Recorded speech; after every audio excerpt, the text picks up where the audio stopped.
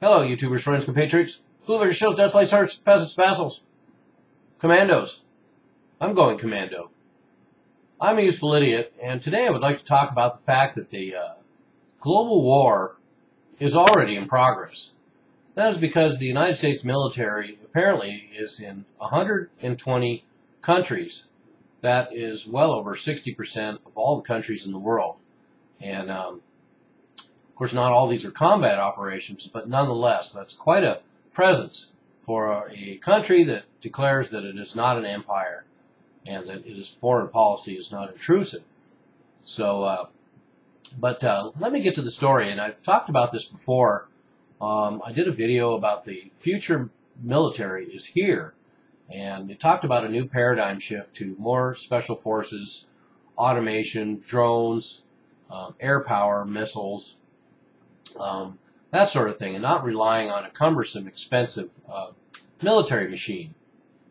And we've seen a lot of moves in that direction, including the creation of AFRICOM, another combat control zone designated for the continent of Africa. And that will come up again in this story.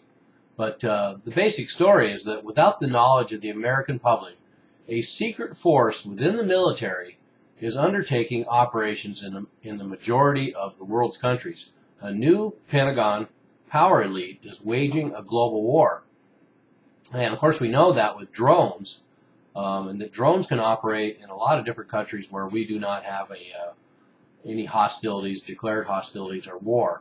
And a lot of times, apparently, and I have no reason to doubt this, the local governments themselves welcome these U.S. forces, and of course are also equally interested in keeping it quiet to make sure that they can pander to their base, and also don't want to jeopardize America's global foreign policy expanse. So anyway, last year the Washington Post reported that U.S. Special Operations Forces were deployed in 75 countries, up from 60 at the end of the Bush administration. So since Obama took office, we gradually moved into 15 more countries, and now we are up to a total of 120. So Obama's nearly doubled the amount of countries that we are operating in. So much for the Democrats being the peace party and the peace president, Obama being the peace president.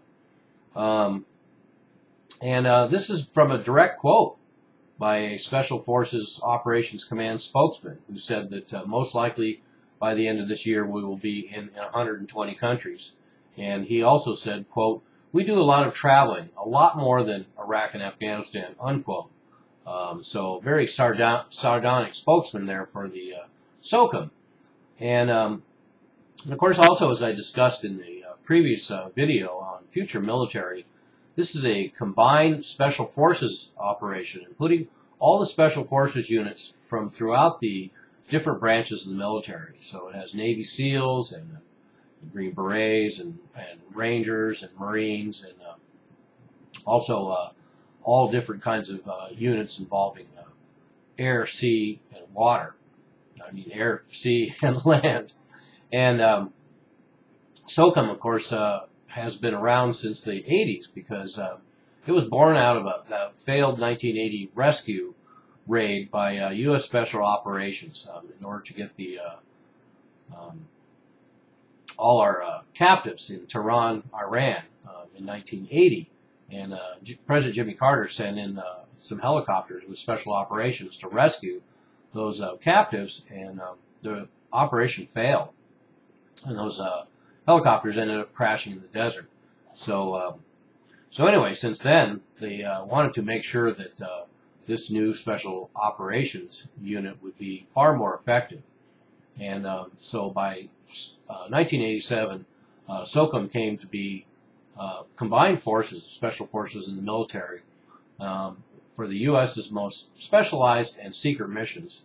And this is quite a list of missions they have: capture and kidnap, assassinations, counter-terrorist raids, long-range reconnaissance, intelligence analysis, foreign troop training, and weapons of mass destruction non-proliferation operations. So these are the operations that our special forces are involved in all around the world. And underneath this umbrella organization, SOCOM, the U.S. Special Operations Command, there's a smaller unit called the Joint Special Operations Command, or JSOC, and that's the organization that takes out people on Obama's global hit list. So they're the small assassins, small-scale units, and this special operations group also runs a network of secret prisons around the globe, 20 in Afghanistan alone. So anyway, quite an organization that we've got here now. And in the 1990s, the SOCOM was 37,000 members, and now they have about 60,000 members, and the goal is to have 120,000 members. And when they reach that goal, our special forces will be actually larger than most active militaries in most countries around the globe, including Canada. So anyway, publicly they acknowledge that 85% of these special forces are in 20 countries, but we can doubt the veracity of that statement right off the bat, because the list itself is impressive, and let's get to it. So supposedly 85% of our special forces are in 20 countries: Afghanistan, Bahrain, Egypt, Iran, Iraq, Jordan, Kazakhstan, Kuwait, Kyrgyzstan, Lebanon, Oman, Pakistan, Qatar, Saudi Arabia, Syria, Tajikistan, Turkmenistan, United Arab Emirates, Uzbekistan, and Yemen. So that list is pretty interesting in itself, that we have U.S. troops in all 20 of those countries. And of course, it should be noted that it says that we have U.S. troops in Egypt, and in Iran, and in Syria, and in Pakistan right now. So that's pretty revealing in itself. Also Lebanon. But also note that we have U.S. troops in nearly all of the southern ex-Soviet republics. So no wonder that Russia considers a lot of our foreign policy moves provocative.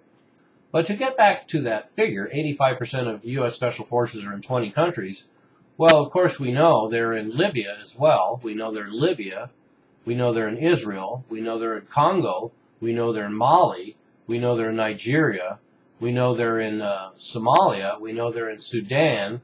So there's a lot more countries that we know that they're in. So that's why I think it's misleading to think that 85% of our special forces are just in those other 20 countries. In fact, we have a huge presence in Southeast Asia and Latin America as well. We have 600 troops stationed permanently in the Philippines at the cost of $50 million a year. And I think one of the other interesting things about this new paradigm, this new military, is that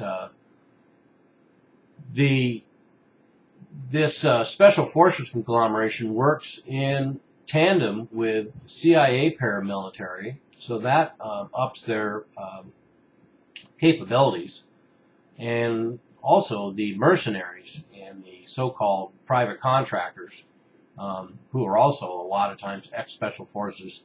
So between special forces and the private contractors, mercenaries, and the CIA paramilitaries, that will be the new fighting force for the military in the future.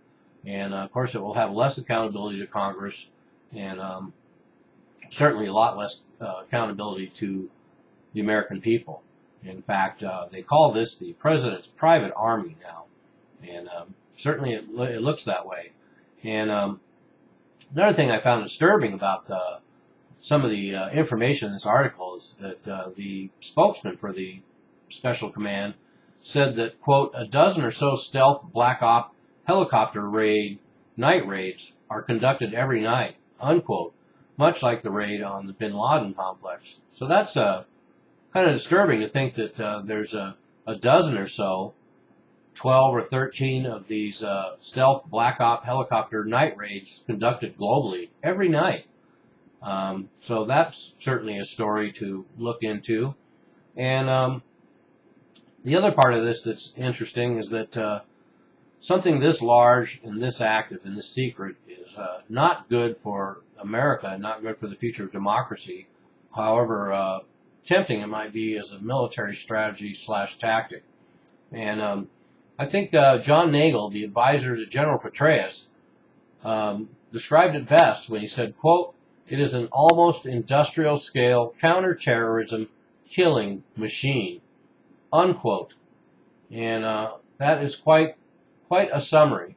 So now America has taken a small, highly armed special forces mini army within the military, coupled with mercenaries and private contractors, along with the CIA and all these mechanized elements of drones and missiles and the like.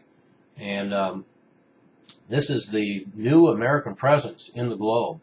So our massive citizens' army will be held in reserve for those nation-to-nation confrontations when we need cannon fodder. But in the meantime, we have, quote, "an almost industrial-scale counterterrorism killing machine," unquote, that is capable of operating in over 120 countries in the world today. So I hope my regulars and anybody else that's watching this finds this as astonishing as I do. This is a huge paradigm shift, a radical change in tactics and strategies, and unleashes a whole Pandora's box of legal issues and Orwellian issues. So anyway, there you have it. The United States military has a presence in over 120 countries in the globe. I'm a useful idiot. Don't you be one too.